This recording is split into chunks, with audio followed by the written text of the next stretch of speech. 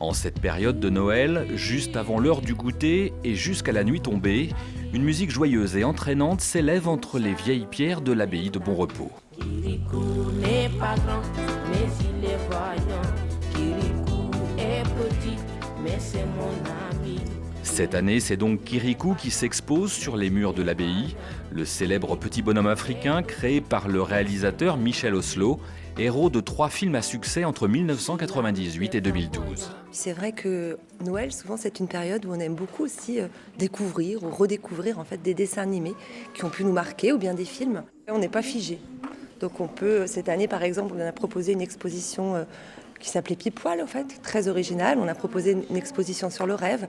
Donc on a toujours ces expositions très universelles et justement qui sont là aussi pour surprendre le visiteur. Donc Kirikou en fait partie et nous sommes très contents et on espère que le public sera aussi très satisfait et au rendez-vous.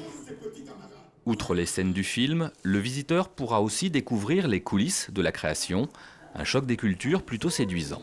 Le lieu est très apaisant déjà, et le fait de mélanger les couleurs du dessin animé avec les couleurs qui sont représentées au niveau des murs, avec les lumières comme l'arbre à vœux à l'entrée, ça fait vraiment un mélange qui est très agréable et très reposant avec les enfants.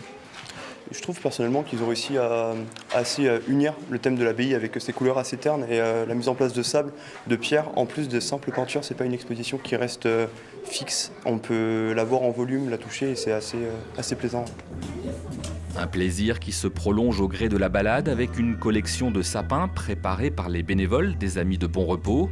Avec les rêves stellaires de Julien Salot, ses 20 000 clous et sa trentaine de kilomètres de fil qui racontent la légende fondatrice de l'abbaye.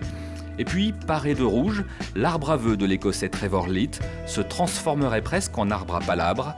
À chacun de se faire son histoire en sirotant l'incontournable vin chaud.